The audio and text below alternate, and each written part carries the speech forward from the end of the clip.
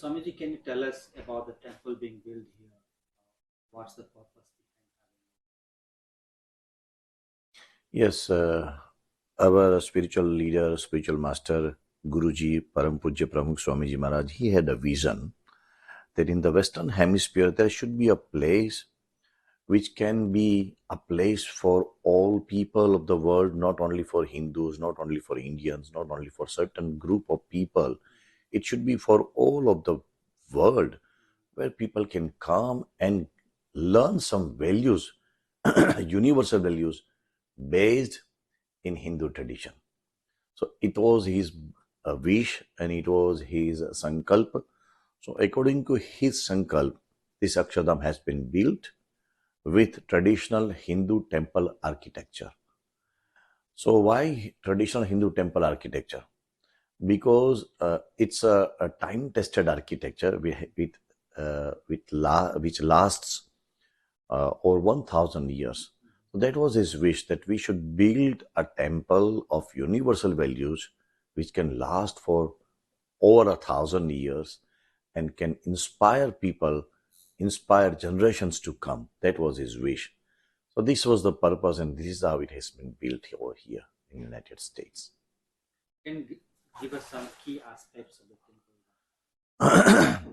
If we see some of the architectural facts and architectural features of the temple, this temple is it's unique in its style and design, but following traditional Hindu temple architecture. As I said, Hindu temple architecture or mandir architecture is based on the scriptures which has been written at least over a millennium. So most of the scriptures, they give certain rules to build a Hindu temple. They give some structural instructions, they give some aesthetic instructions, they give some iconographic informations, but they also provide some creative freedom. So according to that freedom of creativity, this temple has been built with 9 shikhars. Generally, Hindu temples are maximum 5 shikhars maximum. So these are 9 shikhars and 36 fasana shikhars. Fasana shikhars is like pyramidal shape. So these are 9 and 36. There are 9 Mahamandapams. Mahamandapam is a large pillared hall, stone structured pillared hall. 9 Mahamandapam. And there is a largest Mahamandap is made by stone pillars and stone ceilings. It is 80 feet by 80 feet. It's the largest ever built in the Hindu temple architecture. So there is Paramans Mandapam, and also the front Mandapam is also a largest Hindu Mandapam according to Hindu scriptures and stone structural system. So it has been 55 feet in length, 36 feet in width, and 65 feet in height. So elliptical dome is the first time ever been used over here. Here there are many mandapams and many pillars, over 500 pillars, stone pillars, and the parikrama colonnade is also a kilometer long colonnade. Everything is unique and beautiful, but the important thing is everything is a thematic in message. Let's say for a while I said there is a mandapam, but mandap has a theme from pillars to the ceilings. Just giving an example that there is a mandapam which is known as we can say Akshar Brahma Mandapam. So Akshar Brahman is an Upanishadic element. Upanishads explains about Akshar Brahman, and Upanishads explains that Akshar Brahman, who is an energy, controls the universe. And in universe, Akshar Brahma is the energy which moves constellations, which moves the zodiac cycle, etc. So it is given. So here in the Akshardham Mandapam, you can see in the dome our zodiac cycle. You can see our traditional nakshatras or constellations, 27 nakshatras. And it is time wheel, as Konark wheel is there. So it is a time wheel. So everything has been thematic. Like other ceilings of small mandapams are made according to mandala system. So mandala system is one of the ancient graphical systems which conveys a message in graphics, through graphics. So there are all ceilings have been done, marvelously done through a mandala system. So there are many other features by which we can say it is going to be probably eighth wonder of the world and unique in design in Hindu temple architecture over last 800 years. Is it the largest Hindu temple outside India? Absolutely, yes. Currently, we can say a mandir in practice, or which can a live temple. So this is the largest Hindu temple. At least you can say proudly it is the largest Hindu temple first time built in the Western Hemisphere. Yes. While I was making the rounds of the temple, I met large number of volunteers that came across as 12,500 volunteers. Yes. Why was, instead of traditionally hiring architects or artisans who will build on it, why you depended on volunteers, such a large number of volunteers? See, it is our tradition. In Hinduism, you know the word kar seva. In Hinduism, you know the word seva. So there are so many references in our traditional Hindu parampara or scriptures or our lineage where you can see seva in building a temple. It is a very meritorious. So पुण्य अर्जन, पुण्य कमाई के लिए मंदिर में सेवा देना, मंदिर के निर्माण में सेवा देना, उसका बहुत महत्व है. So in traditional Hindu temple architectural books, in Puranas, in many other scriptures, it has been said. But in Swaminarayan tradition, particularly Swaminarayan Hindu tradition, what we see is, over last 200 years, we see that Swamis and the Hari Bhaktas or devotees, they give their love and effort and expertise to build a temple. We have seen it 2000 in last 200 years. But particularly in this temple, it has been a unique thing because the scale of the Mahamandir is a very big. The size and the mega scale is so big, so the number of volunteers naturally would grow up.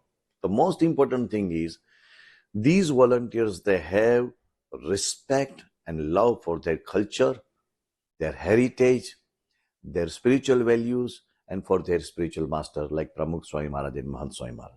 So they have done so much, or they have tremendous love and respect for this tradition. So that is why they have given their services or their expertise. How was it managed? 12,500. That's a huge number of volunteers.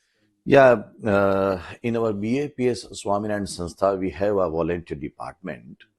And for last many years, we have volunteer departments in various countries. We have a very big volunteer department in India. Recently, we had a very big festival in India in last December, January, and there were over 80,000 volunteers. And we have built a temple in UK, London. At that time, it was the largest Hindu temple outside India. So BAPS is breaking its own records. So while we were building temple in UK, so volunteers from UK, they gave their seva in UK. So throughout the world, wherever BAPS temples are or BAPS centers are, we have a volunteer department. And these volunteers, they don't give their services to build temple only. They give their services in COVID-19 to provide food house to house, to provide medications, to provide oxygen, to provide many other helps. Volunteers have done their seva in the Ukraine war while Indians were being evacuated from Ukraine to India. So they have given their seva in many other social or natural Humanitarianism. humanitarian grounds. So this volunteer force, it is because of our spiritual masters. They have dedicated themselves in the service of the people. So our Pramukh Swami Maharaj has given the motto, in the joy of others lies our own. So that is the inspiring motto for everyone, because Pramukh Swami Maharaj, and recently as our present times spiritual guru is Mahant Swami Maharaj, they have devoted their full life in the joy of others. So that is the source of inspiration for all the volunteers. Now the temple is almost ready to be going to be formally inaugurated next month. Yes. Right? During this entire process, what do you think was the biggest challenge that you faced?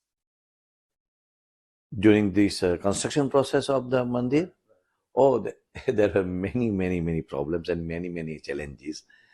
But I would say it is because of God's grace and God's wish and our spiritual masters' leadership and their continuous inspirations. All the challenges have been overcome by volunteers and the people who are doing their seva over here. But the biggest challenge, what I feel was logistics, because these stones were quarried from the quarries of Europe, from Bulgaria, from Greece, from Italy, and from Turkey. And to quarry out this much volume of stone, it was a big challenge for us for in a very small period of time. Then these stones were transported to India, and there it was carved in small pieces, and then all the pieces they were transported to United States, and here like a jigsaw puzzle, it was connected to each other. These logistics with this much mega scale, it was definitely a big challenge for all of us. But fortunately, and weather conditions, definitely very harsh conditions. But because of everybody's enthusiasm, it has been overcome. In the last 10, 15 years, the world had the how world looks at Hinduism has but changed a little bit. Yes, true. Lot. What do you think has evolved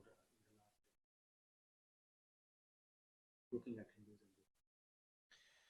Yeah, Hinduism is, I would say, it's a tradition or a religion or spiritual tradition, spiritual lineage, whatever it can be termed. But the most important thing is now people has understood its universality. Hinduism has really uh, a vast vision to embrace everything. Because in Hinduism there is a sutras like Vasudhaiva Kutumbakam, Yatra Vishwam Bhavati Eknidam. So we are one family. We may have different philosophical ideologies. We may have a different system of religious worship system. We may have differences, but ultimately we are of one family. That universal message is now being spread throughout the world, and it has been, I think, an important tool uh, to convince people that Hinduism is really as an outstanding religious tradition. Since both of you travel overseas quite a lot, you meet a lot of people. Do you think the acceptance or Hindus' acceptability has increased post COVID or post Ukraine war? There's some other reasons. I think not only post COVID or post Ukraine war, for last, what I'm seeing is at least last 15, 20 years, we are seeing it. Like when we built the first temple in London in 1995. At that time, we felt the same. We built another temple here in Houston in 2004, in 2000, and in Chicago too, right? In 2004.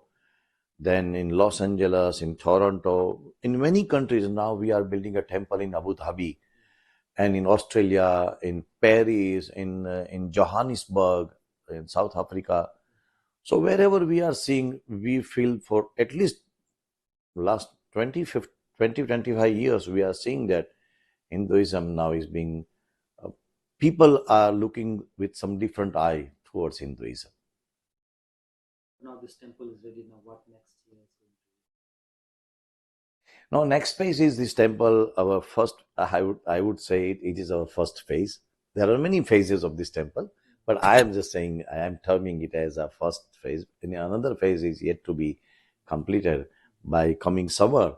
It is going to be a museum of Hinduism.